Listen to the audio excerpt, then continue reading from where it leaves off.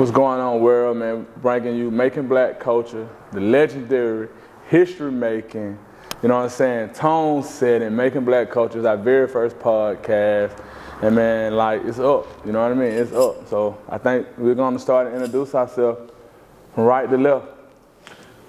As Brandon said, we are Macon Black Culture, and I want to just say how excited I am to be able to be here and be surrounded by these agents of change, these champions in this community. I'm Pastor Jarvis Atside. I am a husband, I'm a father, I'm a pastor, I'm an educator, but most importantly, I want Macon in Middle Georgia and even the world to know that I'm fighting for the advancement of all people, and especially African Americans.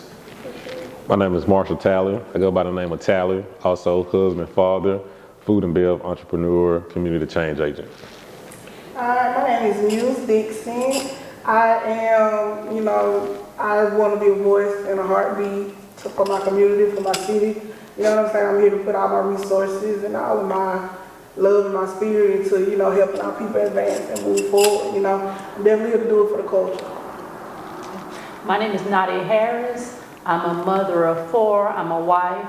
I'm all about generation momentum, and I'm here to make a difference in my community. You already know, this your boy B, and I think like everyone else, man, we really want the best for Macon. We want to push Macon forward. I'm here to make sure that our city looks like us in every capacity so we can be represented the right way. I know my constituents feel the same thing, like it's for the culture, for sure.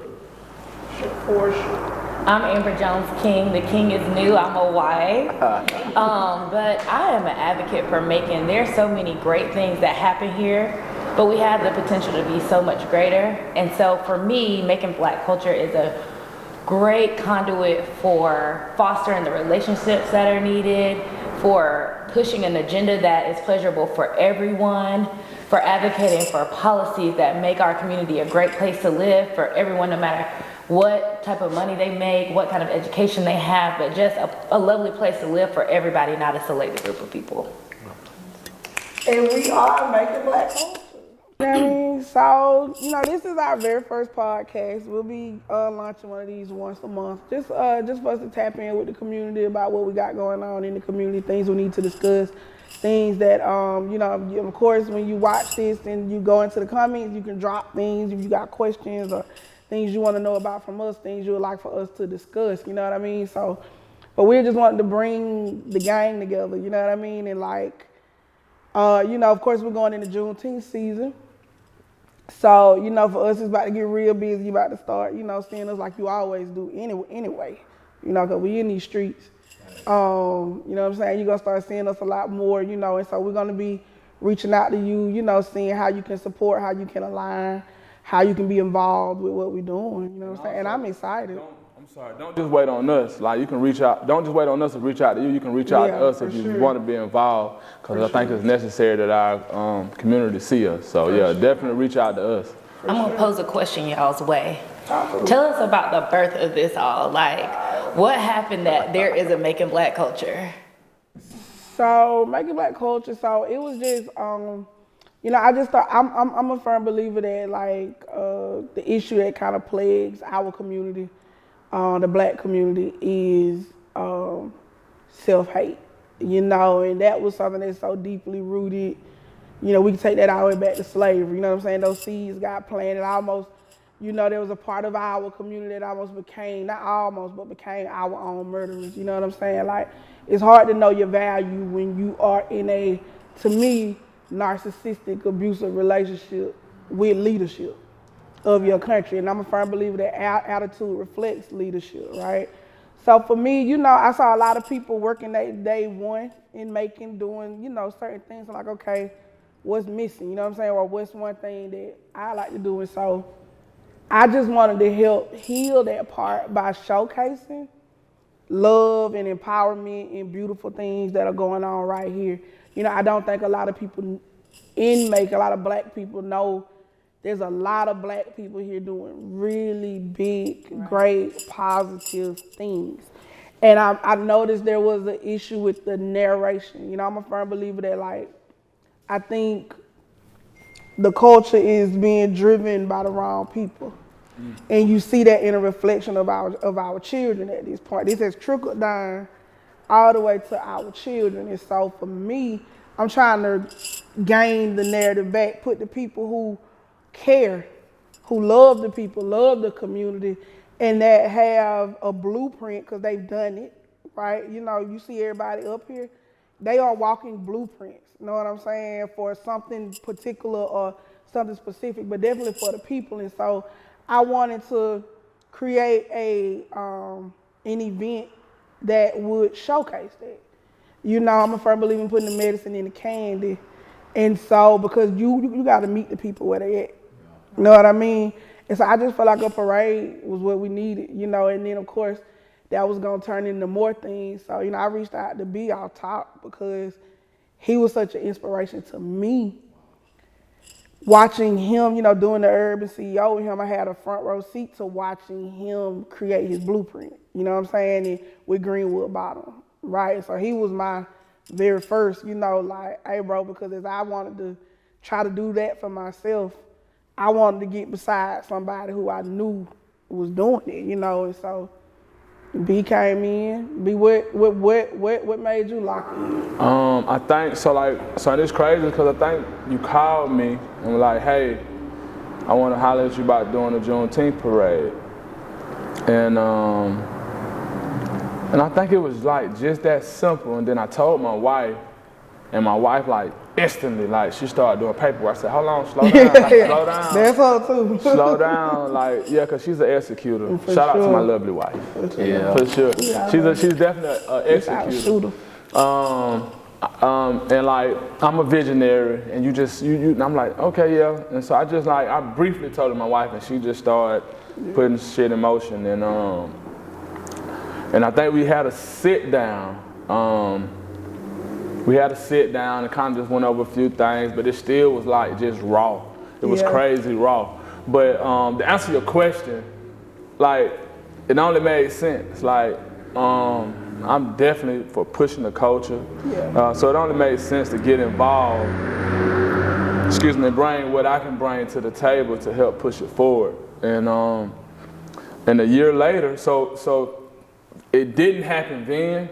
Yeah. We didn't really quite understand the process. We ran around like for, was it 3 months? 4 months trying to put it in place. Right. First of all, y'all, we trying to lock down the whole MLK. Yeah, for sure. And we had to learn. Yeah, for we don't want to make that day like the day in Roberta. Right, for sure. The day in Roberta.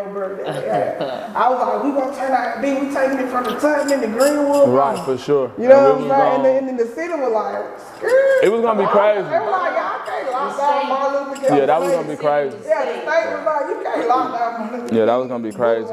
All day. We like, why not? You know what I'm saying? And then we hit Saturday. Yeah, so with me, if I remember correctly, we were sitting on the patio at Vibe, and then you was like, the General Manager at Vibe. so Mew was like, yeah, man, we trying to do this parade. And like I said, you know, like this was like a year before, like Macon Black Culture actually like formed, organized. We was forming and didn't know it. Yeah. So you know, she was like, yeah, we being out of here. So you know, we all got the same relationship. Well, not the same relationship, but we all got relationships. So you know, I was like, yeah, put me on the team, I'm down. And so probably about a year later, you know, it came back around. So you know, we shouts out to Natalie. Yeah. She wrangled us all back foot. We all kind of started getting business. She's like, hey, y'all know we gotta go down there no more. Yeah. So we got the business handled. So the Juneteenth parade was our big like event, but you know, like Macon Black Culture as far as like an organization goes so much deeper, and you will see that in the future. For sure. So what about you? So for me, it was just nostalgia. So I grew up in California. We always had parades, Black History parades, all such parades. We gathered up, put our nice clothes on, all the nice cars came out, and when they came with the idea of a parade, it was just like the best idea ever. You know what I mean? Take me back to my childhood. So that was definitely something I wanted to be a part of and put on for the city of Macon. Yeah, thank you for bringing us out back in. No problem, girl. We was on the loose. And she's like, I know we can get this parade done. We like, you know what? Yeah. All right. And y'all bringing us in on as new members, it's interesting because I had a backseat, front seat watching y'all plan it, right? So every day I had momentum in my spirit to just see what y'all were posting and what y'all were doing. And because my husband and I split time here, sometimes I miss like something that's going on. But I remember calling my mom and being like, I gotta be home this weekend. We gotta put on for the city and put on something that's cultural and show up to support them. I was like, because I don't know what the turnout's gonna be. And we gotta be in the turnout. Right. And something you said earlier is like, my Macon, the way I grew up in Macon and the way I see Macon, I realized as an adult, people didn't grow up with that same view of Macon. And it is our responsibility to share that with everyone, because if you think you come from a place that has nothing and nobody is successful and nobody makes any money and nobody has a nice house, if all you ever see is a desolate space, then of course you don't want to be in Macon. But it's a great place to live and make money and be successful. And so I just find that opportunity, just watching that parade, that was evident in every bit of every flow or group of people that went by me. And so I was so honored when you guys extended me the invitation to be a part of this, because so often you do work that is like, feels pointless. You know, like, you know, you're like, I gotta do the work. But this feels like creating a culture for people that don't even know that this bomb ass culture exists. Right. For sure.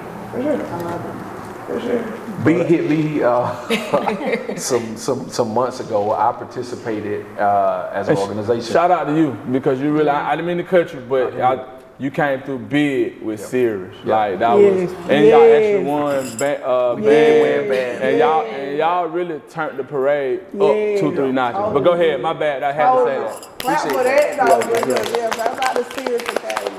And on that note, Sirius Academy just received recommendation that we just got a 3-year charter renewal. So, that's huge. That was huge for our young people to be able to be exposed to that platform, and I'm grateful. So when B reached out to me about being a board member, it really was a no-brainer for me, because I've been searching for an opportunity for the things that I'm passionate about and things that I want to fight for the culture.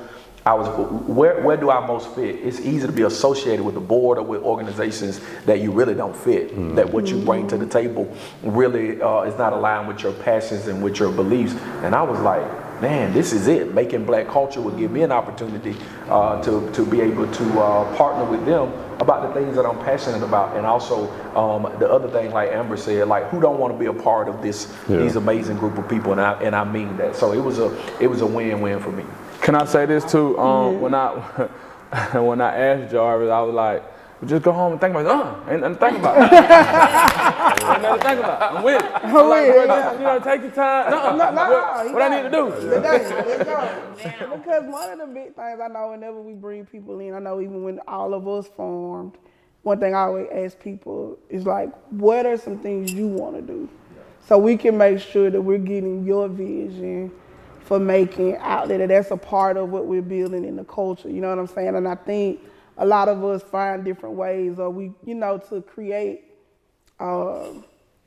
projects or events or initiatives that are passionate for us as individuals, and we try to all stand together and help people get their visions off. So, you know, we are a team player, you know, when it comes to that too, because it's very important. I want everybody here to have a vision and to see their vision, you know, and how, because if you support Macon Black Culture want to support you, you know what I'm saying?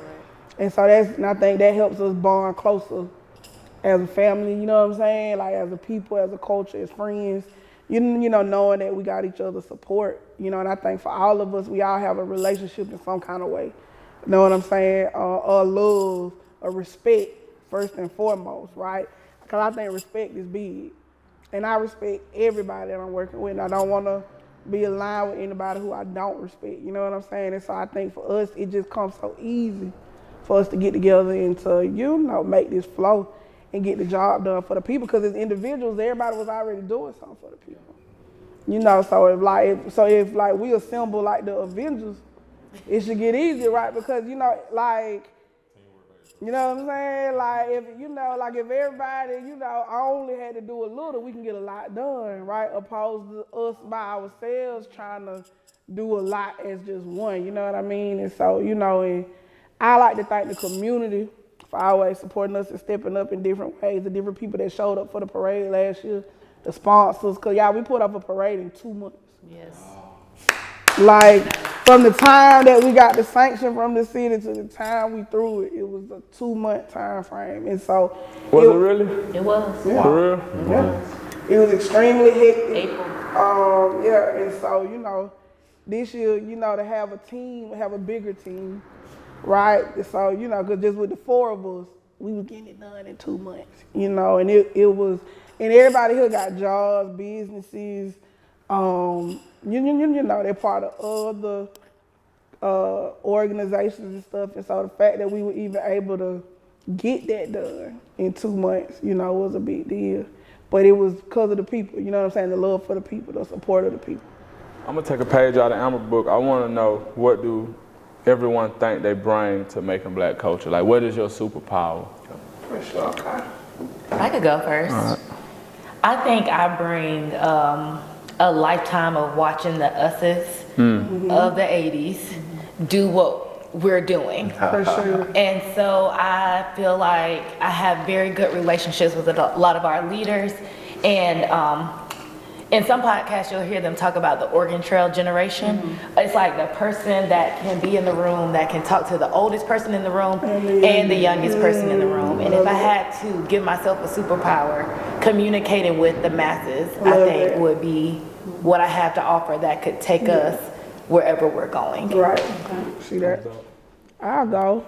I mean, I think my superpower is just like seeing the love, you know what I'm saying? Like seeing people and seeing their value, you know what I'm saying? Seeing the value in making, seeing the value in black making, seeing the value in making black culture, you know what I'm saying? Like, you know, I got a way of, because even when I bump into people about the parade last year, like, oh, you know, we doing the Juneteenth parade. And they was like, yeah, I'll be there. And I'm like, you gonna be there?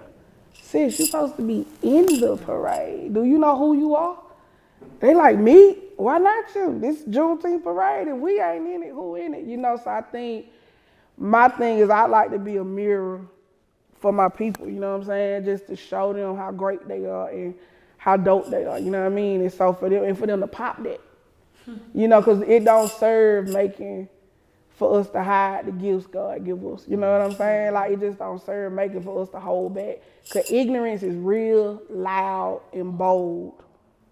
And so all this moving in silence, that time is up. You know what I'm saying? Like, we got to be louder and bolder about positivity and being in the black, like my boy put on last night, you know what I'm saying? Being in the positive and being in the black, you know what I'm saying? Like, we got to be loud and bold about that, and I think that's what I bring. I know for me, I bring a story of transparency and relatability as it relates to the issues that are plaguing the black community, and then more so Macon and Middle Georgia. And one of the things I want to talk about is being raised by a single mother. And so there is this increasing amount of I feel like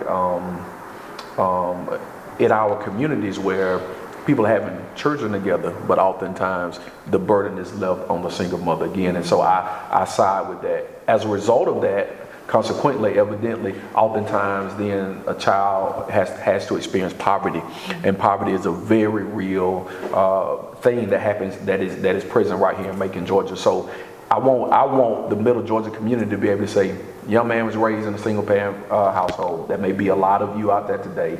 Grew up in poverty. Did not understand the importance of networking and collaborating, so you can have a seat at the table. I was taught that if you don't have a seat at the table, Tally, then you're on the menu. And so understanding that you got to get at the table so you can fight for the advancement and you can have a voice. So what I bring to the table is relatability, letting people know that I understand that plight, and I understand that journey of growing up and not really understanding or having a spoon. Being fed and being able to be like, okay, the way was made for me. I had to get it out of the mud.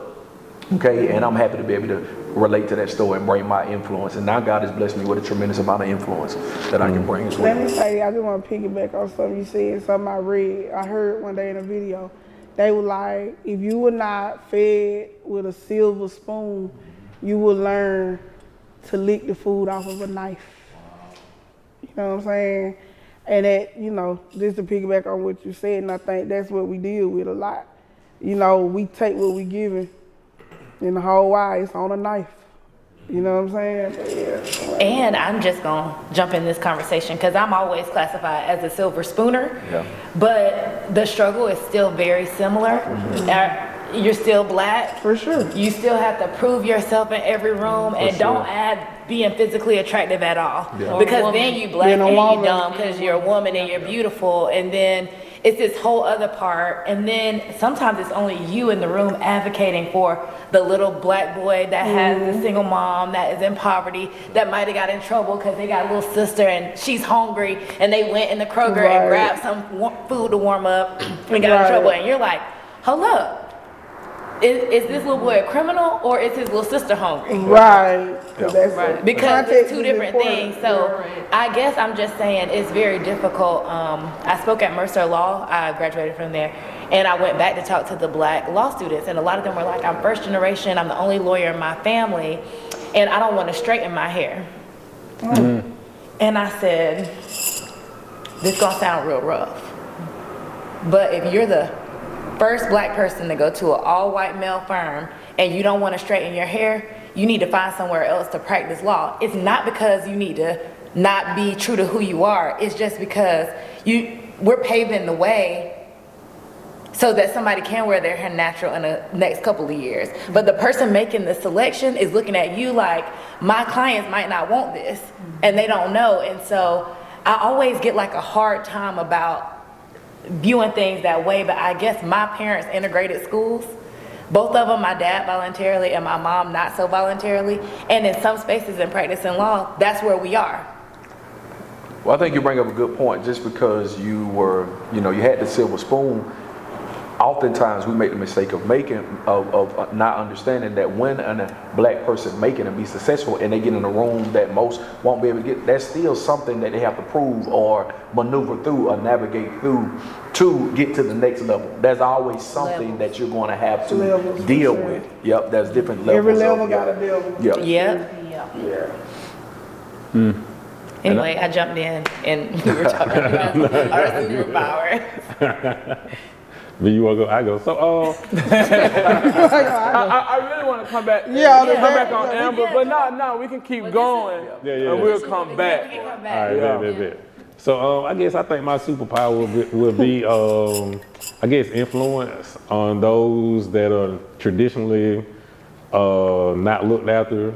Oftentimes we find ourselves in certain rooms, and it's our responsibility to take the information back.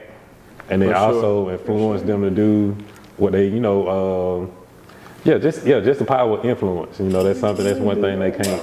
You definitely got the relationship. You got the relationships for sure. For sure, he'll plug for sure. Harrison.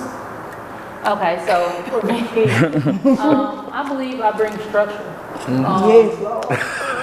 We cry. Structure, let's get it done, in a timely manner. Pray for her, y'all. Can we cry? Yeah. You do it sweetly. I wrangle everyone up to get everyone together and make sure everything gets done. That's why we call her Muslim class. Because we really like shit. Yes, for sure. We sorry. I guess mine is leadership for sure. I've always been a leader. I mean, at every level. I don't care what I was doing, I've been a leader. And also, I'm a builder. I get shit done. You know what I mean? Like those two things, developing. You know what I mean? But that goes with building. You know what I mean? Those have always been my strong points. So I know how to reach the people for sure. So those are my leadership qualities. You can put me in a room, and I know, like, we're gonna make some connections, and I build without a doubt. Every woman like to talk. For sure. It's weird that we all pick like superpowers, but everybody's superpower, every has. For sure. Like, Because I definitely got yours, but I was like, okay, I'm going to say something. Yeah. Because that's what I love about it, too. Because for me, it was like growing up and making, you know, having black parents who knew who they were and knew the power of who they were, and them making sure that I knew that. You know what I'm saying? Like, I grew up in the Tubman. I always say that. I grew up seeing some things in the Tubman, seeing revolution right in front of my eyes, you know, going in some back rooms, you know what I'm saying? And it's crazy because I just talked with somebody. They told me they seen something like that real similar the other day, and I was like, it's good to know that's still going on 30 years later, you know what I'm saying? Because, you know, I sat there quietly in my mama lap, you know, and when we would leave, she would ask me. You know, I had a parent that gave a damn about what I thought as a child, so it nurtured me to have a thought, you know, it nurtured me to have a voice. And so for me, I don't need to reinvent the wheel of making. Yep. You know, we've been here before. You know, and maybe, and I'm sorry if you don't remember. I don't know if you were too busy playing. You know, I don't know what your parents was letting you do.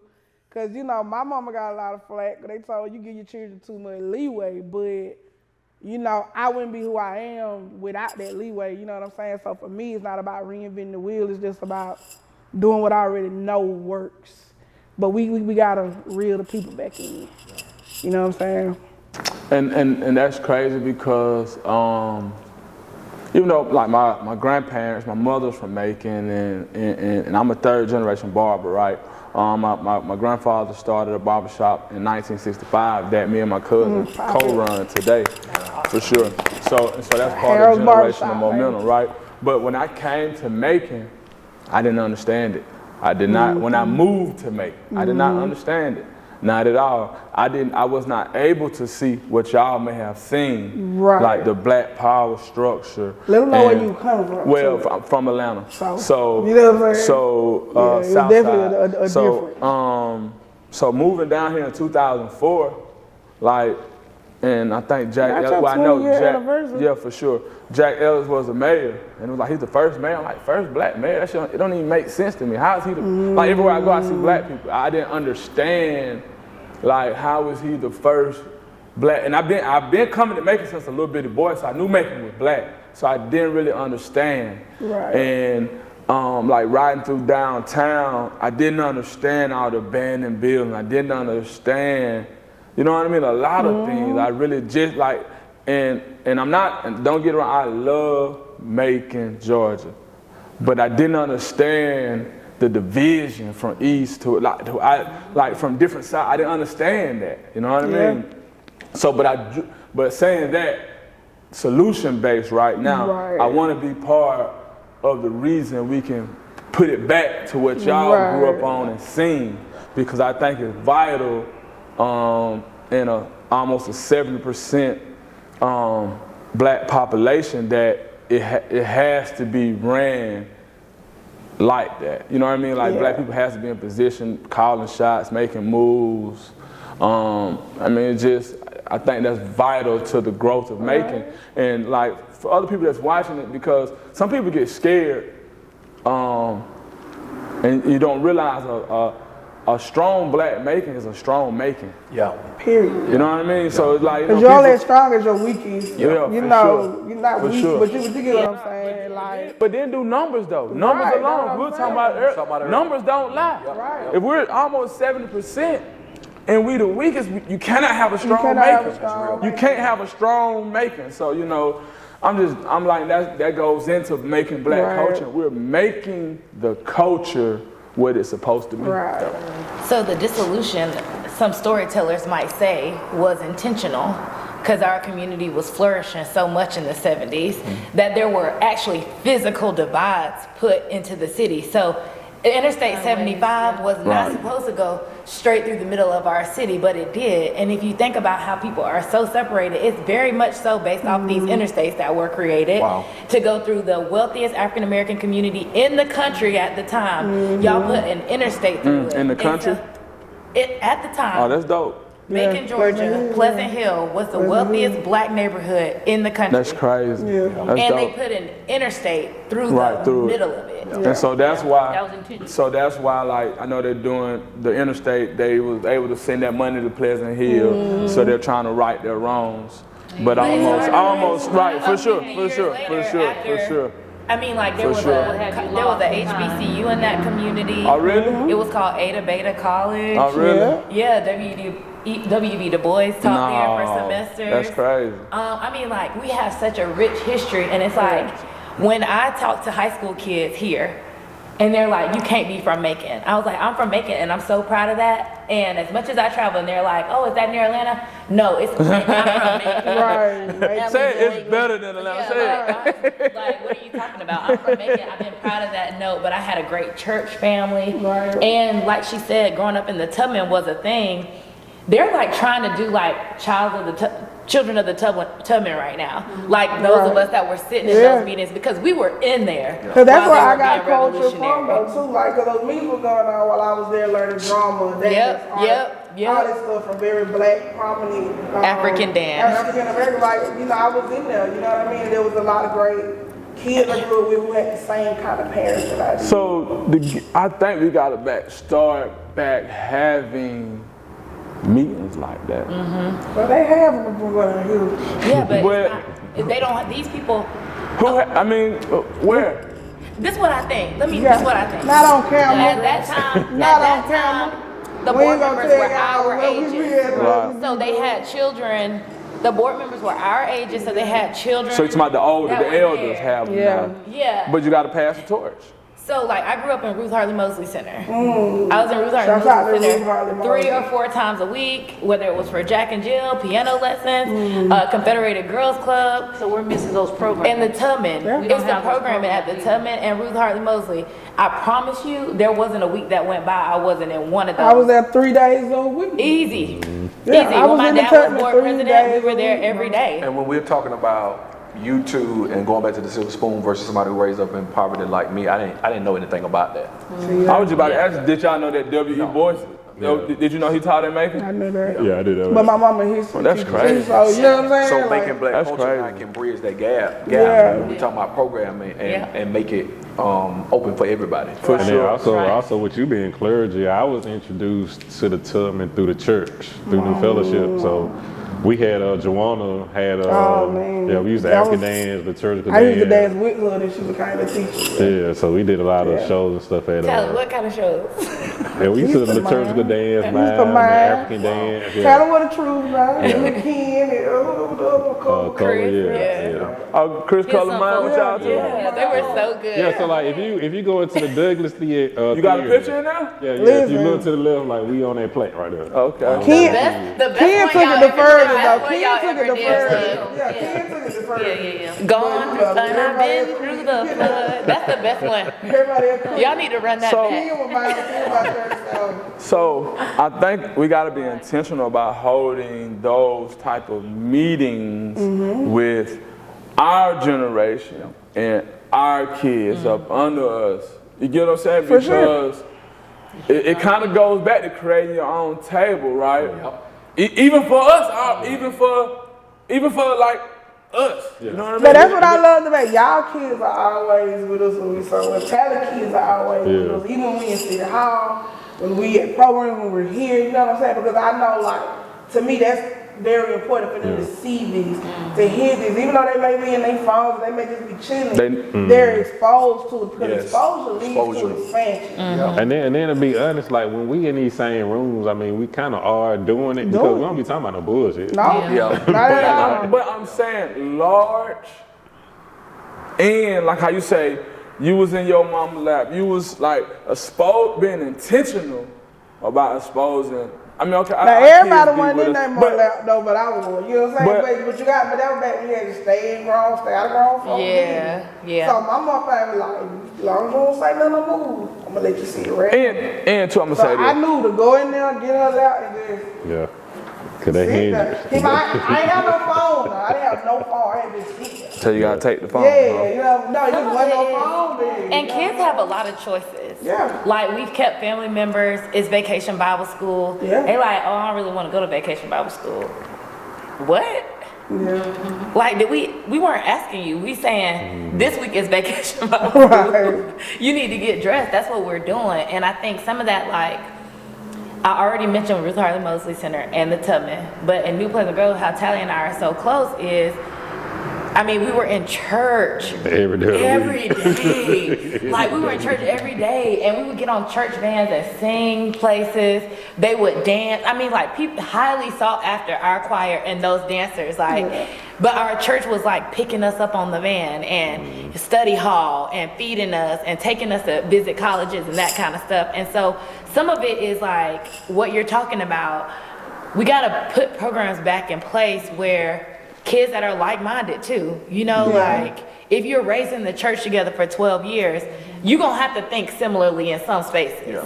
And another thing that I want to advocate for, obviously I'm a pastor, but I always, when I sit at these tables, I'm thinking about the children who mom and daddy weren't exposed to church. Granddaddy wasn't exposed to church, right? You know, and you're right. And let me echo, church has always been a place that teaches discipline. That's why for ignorant people who talk about the church is losing its way, you're just as ignorant as you're ever gonna be, because the church has always been a place that teaches structure, that exposes and teaches discipline, right?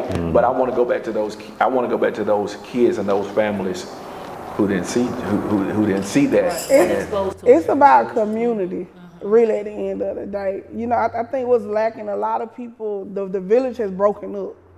There's a lot of individualism that's going on, but this is the result of a lot of sweeping bullshit up under the rug and like not atoning for certain things and not, you know, and so the trust factor of the community has gone down and it lacks accountability. Like I say, in the end, we become our own murderers.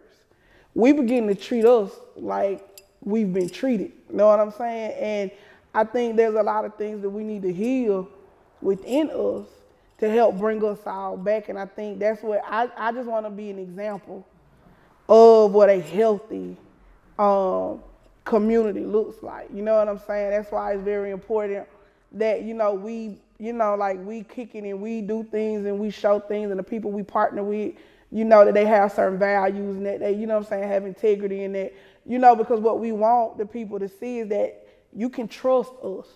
You know what I'm saying? And it's not about trusting me with your life, you know, because your life is yours, you know what I mean? But like, you know, you can trust us to lead. You can trust us to be in the front. You can trust us with your children. You know what I'm saying? Because most of us are in the high schools doing a lot of work at Northeast High School right now, because and what we're trying to just show them by our presence alone is community. That your community cares about you. You know, I remember doing some work with Cure Violence one time in Pleasant Hill, and they asked a young man, you know, like, why are you, you know, tearing your community down? Why don't you care more about your community? And I had to stop them. I said, baby, do you feel like your community give a damn about you? And he was like, I said, so how we even expecting him to know what that looked like, to know what giving a damn looked like, if he's never seen it outside of Cure Violence presence? This is probably the first time he's ever seen some adults, you know, care in a little bit, but they can't do everything. They can't adopt them. They can't, you know, like be with him the whole way, but, you know, but he got to feel like we care. So it's important just having your presence, you know. And I think, you know, we're creating community with the work that we're doing with Macon Black Culture. We create community with the work we do in the high schools as the Booster Club, the work we do with Urban CEO, the work you do in the church, the work you do with Sirius Academy, you know what I'm saying? The work that you do. I mean, I think I always just feel like when Amber comes here to Macon, you know, whenever she comes, you know, it's a light, and I always look at her as a legacy, because I think people need to know that you can have one. I think it's important that we start thinking like that, thinking about legacy, you know what I'm saying? Think about what we're leaving, thinking about your last name before your first, because I come from a time where who my parents are is matter. You know what I'm saying? I'm Bull Dixon daughter. I'm Pixie daughter. That's currency for me in some places. That's real currency, because of my people, when my people was good people. You know what I'm saying? And so because my people was good people, it affords me things that, you know what I'm saying, because of their structure. So I want to leave that for my people. You know what I'm saying? And so I think we need to start getting back thinking on legacy. And that's what I love whenever just, you know, Amber come around and she tell us these stories. I know whenever you run, I always learn something new. Yeah, you know what I'm saying? Or it reaffirms something. You know what I'm saying? So yeah, I mean, this Macon Black Culture is a real force. It's nice now to be civically engaged here with y'all, because I came back here after college and we were trying to do something similar, but it was like roadblock after roadblock after roadblock. And so it gets tiresome when you're trying so hard and you can't get anything done, right? But I'm not trying to say anything negative, I'm about to spin it. Watching y'all pull that parade off, let me know this is not the making of 2007, 8, 9, 10, 11, 12, 13, 14, 15, when it was tiresome. But I'm gonna echo something you said about your parents. I have a great dad, and that pours into me, and I had an idea, and we should run this back too. At Jesse Rice Elementary School, they let me come in, and every black man I knew, I was like, we're gonna do donuts with dad once a month, because these kids, that's missing in a lot. They don't have that, right? And from that, we realized that a lot of the boys didn't have tennis shoes, and Ray Wilson was like, I'm going to get them tennis shoes. And those little boys were like, I ain't never had nothing new. I don't even know y'all, why y'all getting me shoes. I mean, it was just like echoing something that y'all said, that if we kept up with it, it was small. It was once a month for one school year. And I mean, it wasn't even, I wasn't even thinking of that. I was thinking, they were saying they didn't have any dads present in school. I was saying my dad is great. I got all these black male friends. Let's just go over here and do this. Let's go, Mom. But there's so many things we can do that we don't have to work to do. It's already been done. People have already put the blueprint. Somebody said blueprint earlier. People have already put the blueprint. We could very easily just. Like Brandon is doing something like that. Similar, like I feel like we're doing something like that at Northeast. Now with the barbershop, we partner with Barbers on Duty, and Hair was barbershop. Shouts out to Daoud. And Hair was barbershop. They come in and they give free haircuts at the school. But while we're there, we host the community. We sit there and we talk with the kids. We ask them what they interested in, because what I realize is, I know a lot of adults. This is why social media got everybody so roped up. Because don't ever underestimate somebody asking you what's on your mind. Because a lot of people never, like I said, when I grew up, I had a parent that asked me that, but I know a lot of friends who did not. Nobody ever cared about what you thought. You just a child, you stay in a child's place. You know what I'm saying? It's like your voice didn't matter. So there's a lot of adults still who don't get that question on a daily basis. There's a lot of kids, for sure, that don't. And so we sit there and we have conversations with them and be pours into them and teach them about, showing love and manhood and things like that. And then we take it a step further. The Harrises, they partnered with Illegal Luxury, which is their clothing store. And we've created a pantry at Northeast of our brand new clothes, for kids that are in need, kids that, less fortunate that need things. And then they send us lists of other things they may need, and we try to work on that too, outside of the clothing and the shoes and stuff. So, and then you finna do some work with Northeast with the 100 Black Men, right? Bringing back a rites of passage. Because that is what's missing from our community, because a lot of these kids' rights they are confused. They think their rites of passage is sex, murder, jail. And for some it's college, and for some it's the military. But, but I think there's other things and other values about manhood and womanhood that we have to instill in these kids before we send them out into the world. And so I think, I think a lot of those things are coming back slowly but surely. And I think that we can just, you was gonna say something? Nah, I was gonna say we got a donate for dads on the 29th. Where? See? Northeast. Okay, man. February 29th? Yeah, February 29th. And you just see, like, if we're just 6 people, right? Right. But if we can inspire 6 more people to just do what's already been, what y'all do, this is what we did. Go to Southwest and do that. Right. What y'all do, this is what we did. Go to West Take the Side blueprint and do that. and run it. Because, I mean, before we started this podcast today, we were talking about, like, what were we expecting from Macon Black Culture. It's really already got it down to a science.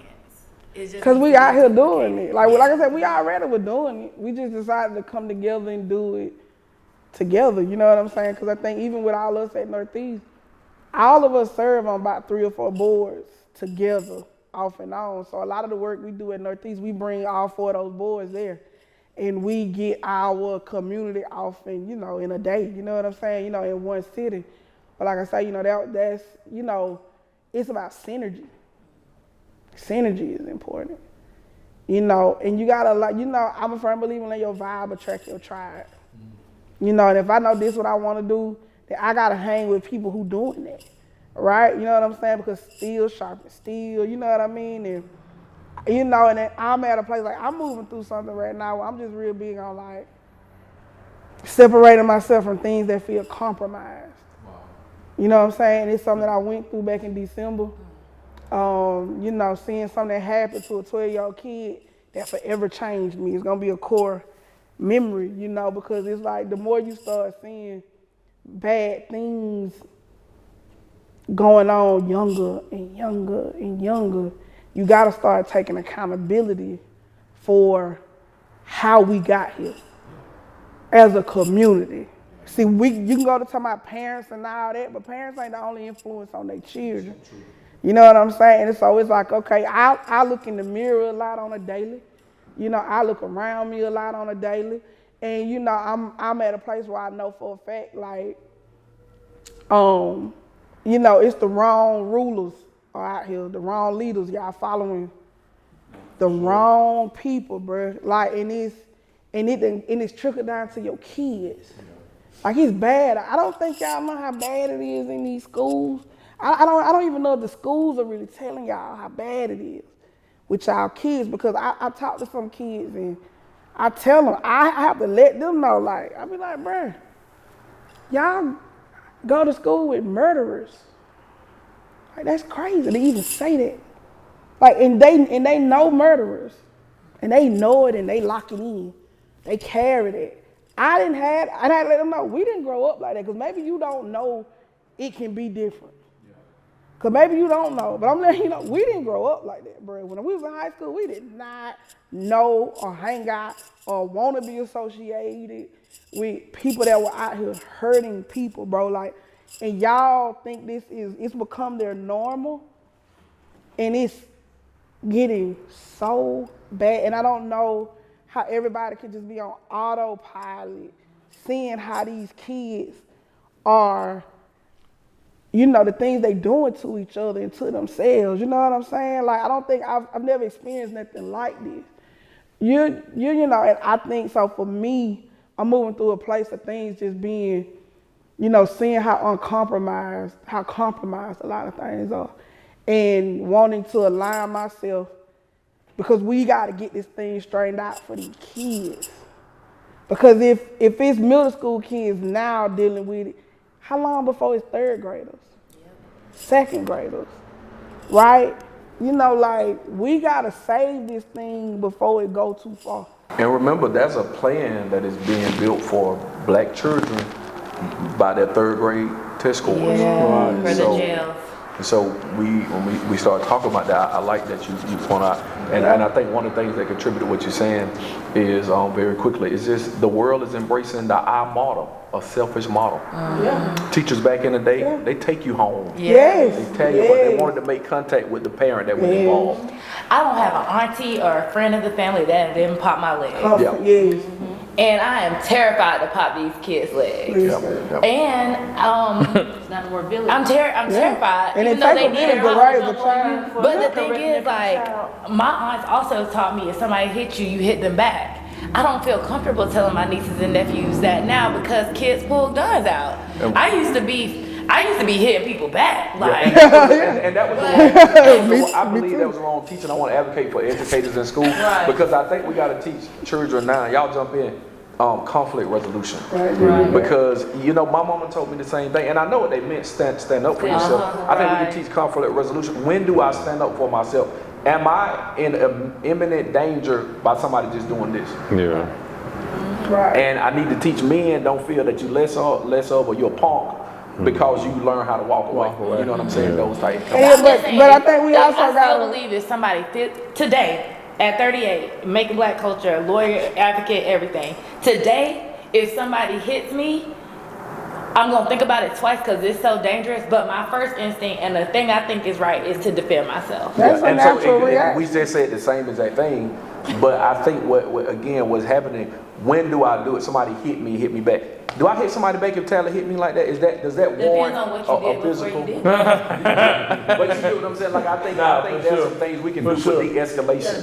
Yeah. So my thing, Right. I think it Right, comes like down you gotta to be a thinker. mindset. Yeah. You Yes, know, just it is mindset. mindset. Mindset, because little scuffle here and there ain't never hurt nobody. But we dealing with kids that don't even have the emotional maturity You're not equipped. to even know how to scuffle. They afraid to scuffle. Yeah, they should be. But what I'm Thinking's saying not is, there. even they got guns because they afraid to scuffle. It's like, not because, it done got so far that now the kids who don't grow up in environments that are dangerous, because some kids are growing up in dangerous environments. A lot of kids are not. And the kids who are growing up in dangerous environments, their natural reaction is to protect themselves, right? And so that's what they're seeing in the environment that they're in, what they have to do to protect themselves. But what happens is those kids go to school with kids that don't grow up in dangerous environments, but now they become the danger. Because now what am I supposed to do when the kid who's bullying me because he's being bullied at home or in his neighborhood, not gonna wanna fight me, gonna wanna shoot me. Now me, a kid who's not growing up in a dangerous environment at all, now this has become my environment. My school environment has become dangerous. And so now I'm trying to protect myself. And this is what I mean by it's trickling down. You got kids, even me, I grew up suburban, middle class neighborhood. When I got older, I remember I asked both my siblings, because I was a fighter when I was young. I just was. And I was just like, got older, I'm like, there was nothing threatening about our neighborhood. Like, why was my sister and brother fighting so much? And like, why were they teaching me to be, like I had to go in a room and establish dominance the first day, and teach people not to mess with me, And I remember I asked them that, like, why were y'all like that? And there were other things that were, traumas that were taking place, and then they also moved here from Chicago and they talked funny, so they dealt with a lot of fight, and they had the young mama that sent them back outside. You know what I'm saying?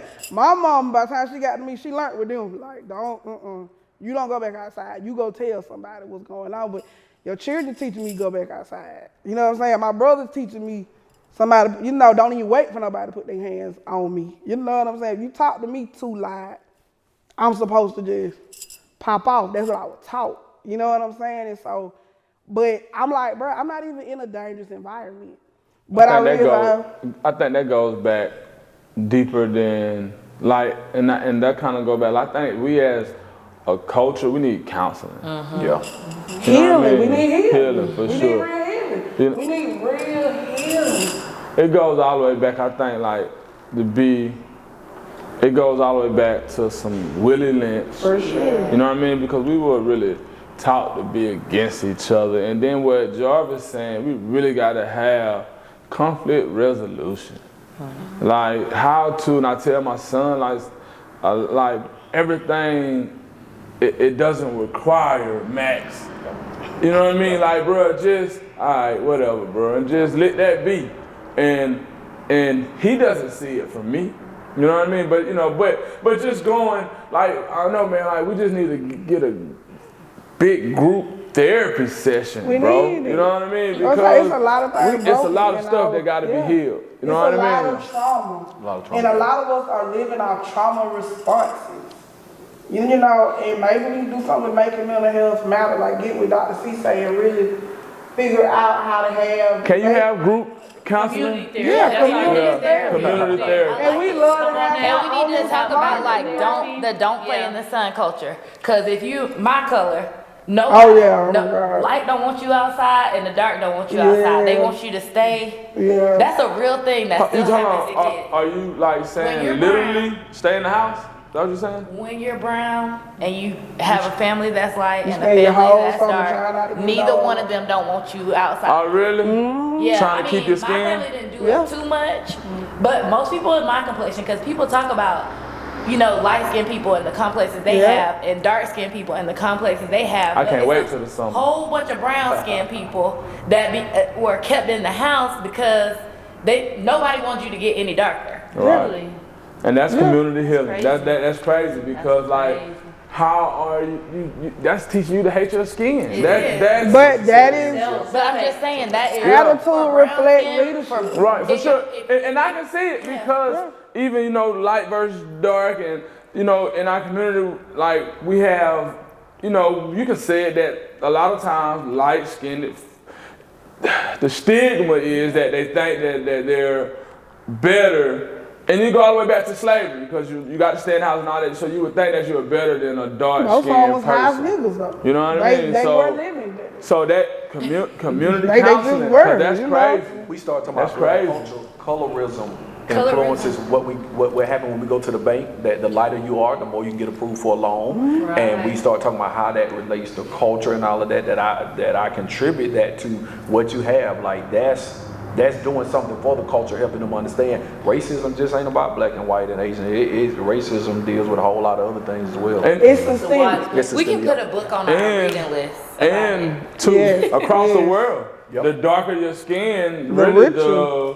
the worse you get it. And that's real. That's cross the, you know what I mean? But in actuality, it's backwards. You know, don't get me started.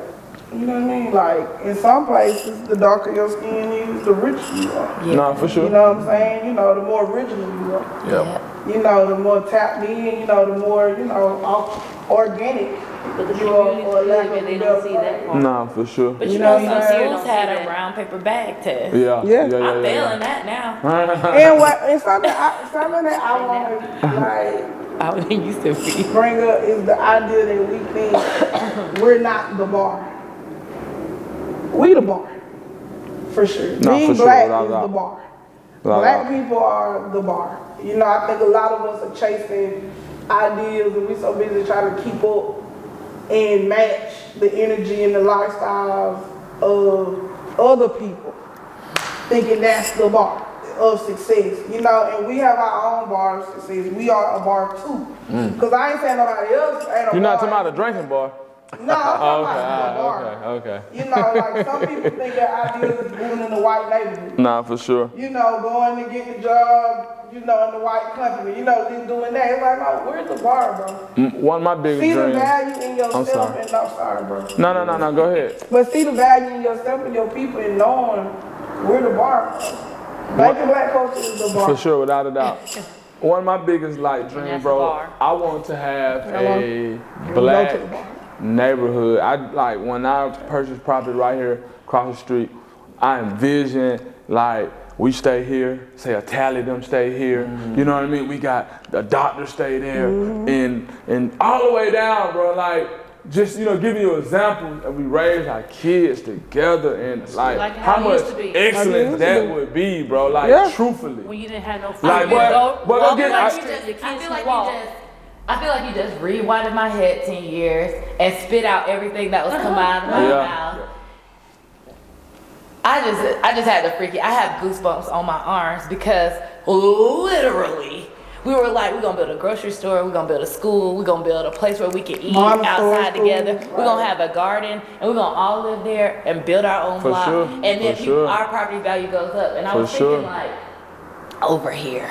For sure. And what was That's the, crazy. I'm down. I'll buy a house in your block. What was the sure. community you learned in That's social crazy. studies? That was Yeah. a community that had that, but they got burned down. I'm trying to remember it. Greenwood, Tulsa, Oklahoma. Greenwood. Right. But it's lots of examples. Yeah. But but you're talking about Tulsa, Tulsa. Oklahoma. We can just say Pleasant Hill. Yeah. These Aces is partnering with some other banks right now doing the same thing where he's allowing families, TI maybe, I'm kind of, I don't want to get, but they are allowing, so they're going to have houses for wealthy, middle class, and poor to all exist. It's called mixed Mixed income. income community. That's bro. working here. That's working here. Tatnall Square. Oh yeah. Those looking Them condos. So that's how I grew By up. Bears Den. I went to uni. Yeah, that's Yeah. big. That's So big. I went to school And that's with been Lake 15 Tulsa, years. Lake Wildwood. We was Meadow Brooks, middle class, but then Green Meadows. All that was there together, right? You know, and so it created this well-rounded Right. ideal of, like some weekends I'm spending the night at my homegirl Lake Tulsa crib. Some weekends I'm spending the night in Green Meadow. You know what I'm saying? And I'm gonna walk, and we going to church on Sunday. You know what I mean? We walking to Reverend Rains. What was this church? Outside of Reverend Rains, yeah. New Pilgrim. We walking to New Pilgrim from Green Meadow. You'll see the whole Green Meadow. It was lit all weekend now. But on Sunday, Green Meadow go get up and walk to church. You know what I'm saying? And it was like, you know, and so we got the best of both worlds. And even those Green Meadow kids, they got to get out of Green Meadows and get exposure to Lake Wildwood, Lake Tobosoffke, Meadow Brooks, middle class neighborhoods. So you know it's more to life. You know what I'm saying? And then we also get this, we learn to be grateful for what we have. You know what I'm saying? Because we know how to go into a situation. But then we also know how to not see you as lesser than me. Right. Because we together. Right. We're together. You know what I'm saying? Like we're all together. We're all being afforded. I mean, when I left Union and went to school on other side of the town, I was like, oh, y'all didn't do that? You know, I'm thinking like this was just some big kind of stuff, the norm. But it was because we had so many rich, you know, a lot of money going to that school. It afforded us a lot of opportunities that I thought all kids in Macon got. You know what I'm saying? Like I didn't know that was, I thought it was more of a Bibb County thing more than just like parents who give a damn and making sure their children gonna have certain experiences. You know what I'm saying? And so, real quick, so we can wrap it up, right? I know time getting ahead, you know. I want everybody kind of quickly, if we can, what do you want to see from Macon Black Culture 2024? What do you want to see or what do you envision for us in 2024? I think for me, it's just to create more cohesion and synergy here and present to Macon, Middle Georgia, and to the world literally what it is we're passionate about as we're doing today. And that's what it is for me. And obviously to be able to get more people to buy in and to join this conversation and help us push this narrative. You people will get 1 million views for a fight and 200 or 300 views for something like this. I want to change that appetite, that we become hungry for things that matters and can sit around and watch this whole podcast. I want to challenge fathers to get your wife and your children around the table. I want to challenge mothers to get your children and let them listen to this in its entirety and to get more engaged. I want to challenge some educators to get to make this a part of your social study class, whatever that looks like. I want to challenge pastors to get your youth groups together and let them listen to some sound information and sound knowledge that may change this community. Pastor outside. And if you Are you a pastor or a pastor? Which one you is? Which one you is? Pastor. So for me, having attended community meetings over the past decade or so, it's always like around election time when you deal with civic engagement that the black community don't have an agenda per se. So my main thing is to put together a cultural plan, black cultural plan that's intentional for the black community, because we are lacking when it comes to empowerment, economics. We're a community that's ridden by poverty. So I would like to see Macon Black Culture put together an actual agenda, a comprehensive agenda that would address those issues. 2024, I would like to appeal to the mindset of the people, and I think I'll try to sum it up into like, you know, a lot of people complain about a crab in a barrel mentality, and they like to project that onto us as black people. And I'm not gonna say we don't have a crab in a barrel mentality. What I will say is that crabs never belonged in a bucket in the first place. And there's only one way to get out of the bucket. If you put us in a bucket, that's what's gonna happen. You know what I'm saying? And so what I wanna see is Macon Black Culture kick the bucket over.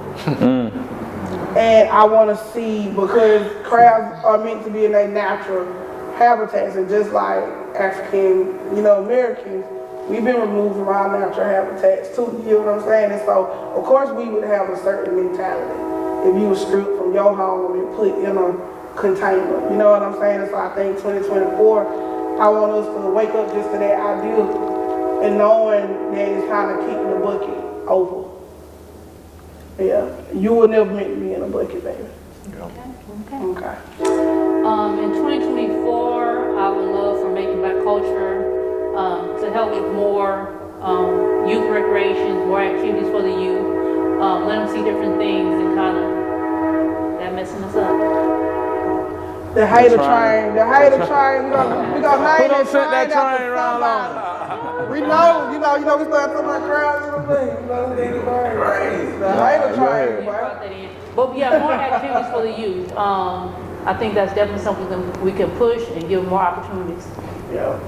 I want to have a bigger buy-in from the city.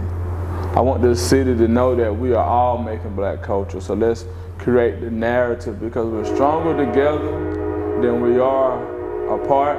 You know what I mean? So I wanna open it up also in a bigger buy-in from the community, and like making black culture to be wide. You know what I mean? And yeah, I mean that's what I'm looking for 2024. I want people to feel as good around us as we feel around us. Okay. And I think that's step one to building trust, to making sure that we can move the culture forward. As the leaders, I think, whenever I see y'all, my eyes light up. And my barometer of person I want to be around is, if you walk in the room and my eyes don't light up, and vice versa, yeah. But if we're gonna be leading the community, the majority needs to feel like that. And I hope in 2024 that we can make ourselves available as advocates, to be trustworthy, so that next year in 2025, it'll be looking like Macon Black Culture is our whole city. And that's everybody, the 70% and the 30%. Like, if they want something to be done right, they're looking to our culture to make sure it's done right. And I think that's the thing I can give of myself, and energy and trustworthiness to build on in 2024. Trust factor is important. Yeah. Well, So how we gonna sign out? First podcast, how we gonna sign out? let's do what we were saying we was gonna do. Let's do the Macon Black Culture is. Okay. Let's close out with a Macon Black Culture is. Who gonna start it out? I'll start. Macon Black Culture is building a legacy. Macon Black Culture is the truth.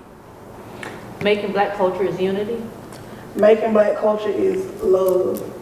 Making black culture is community empowerment. Macon Black Culture is here to stay. Hey. Way. Pastor!